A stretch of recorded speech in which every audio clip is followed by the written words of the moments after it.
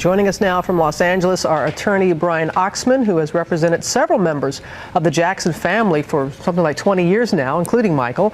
And from Washington, Brad Garrett, ABC News consultant and former FBI agent. Gentlemen, thank you both for joining us. I want to start with you first, Brian.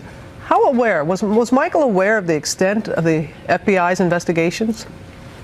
Not at all, Robin. It was really kind of a surprise when we got these documents. Back in August, I learned that there was an FBI file on Michael Jackson. I made a request under the Freedom of Information Act, and as a result, this is what we have. We have the files coming out. There's some 673 pages, but the FBI has only released 333 pages. So we're kind of curious as to what is in the balance of it.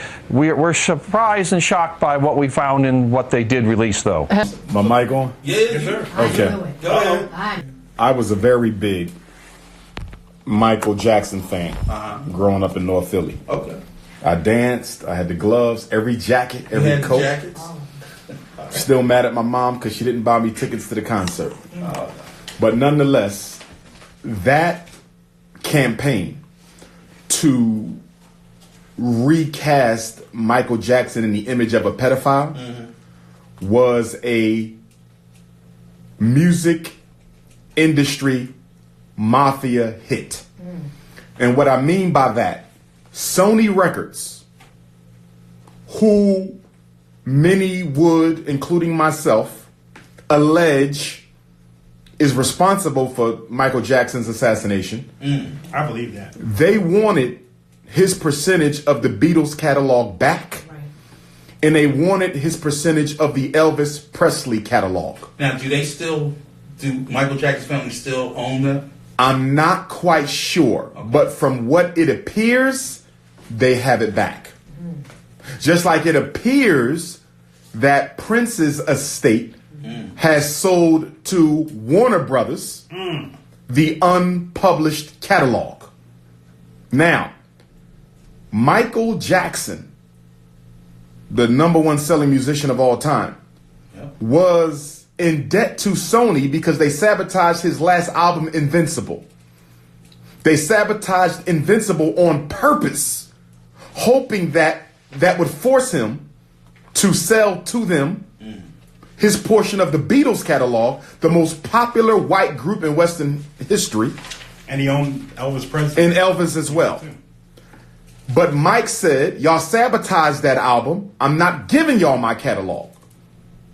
That file piece was a stunt to get him incarcerated. Put him further into debt. Where he would have no choice but to give it up. But to give it up behind bars. And let me say that whether these men are innocent or guilty, and I believe Mike is innocent. I believe Bill Cosby largely innocent. R. Kelly, I still need more proof, but he appears to have possibly been guilty. But I don't believe in persecuting anyone without evidence. Allegations is not evidence. You can have 1 million people. There's 1 million people who will tell you I'm not opening up no school. It doesn't matter. Quantity does not make the truth. And unfortunately, we live in a world where public opinion determines the truth, not evidence. Here's the point I want to make. Cosby, Michael Jackson, and this is not a coincidence that this Michael Jackson documentary is coming out now.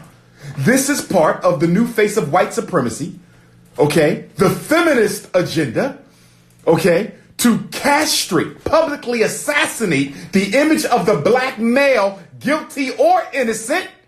So when they start locking all of us up for alleged sex crimes, no one will care. Remember, study any great Holocaust. I don't care if you look at Hitler's Holocaust of the European Jews. I don't care if you look at the European Holocaust of the African, the greatest, or should I say the worst in human history. You can look at the German Holocaust of the British. You can look at any Holocaust in human history. Before you exterminate the victim, you must exterminate their image in the society. If you don't kill their image before the people, before you start locking them up and killing them, the people will fight against them. Quick example. Hip hop. the hip-hop community is complicit in the mass fratricide in the black community, black on black crime.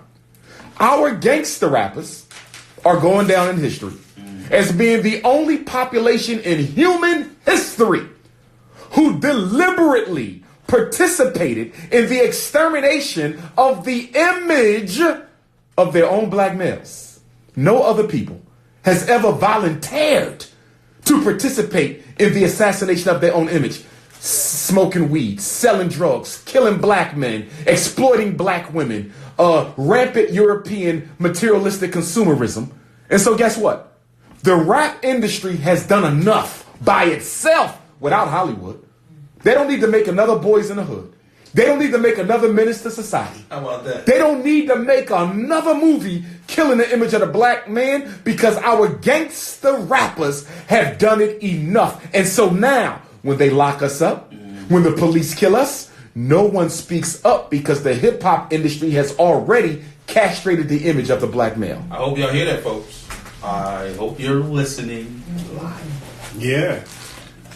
You just answered 3 questions. I think he answered more questions, because I know that a couple of those things I wanted to talk about. But I agree with that. Then I'm like, We have to look him up. Oh, let us be clear. Let us be clear about something. When you dealing with white supremacy, you dealing with secret societies, you dealing with pedophilia, and you dealing with resource control, and you dealing with Satanism. Let me say it again. When you dealing with white supremacy, you are dealing with pedophilia, resource control, Satanism, and secret societies. They go hand in hand. And that's why when you look at Hollywood, you look at the music business, in order to break the $500 million ceiling, you normally have to pledge yourself either to Satanism, a secret society, homosexuality, or pedophilia.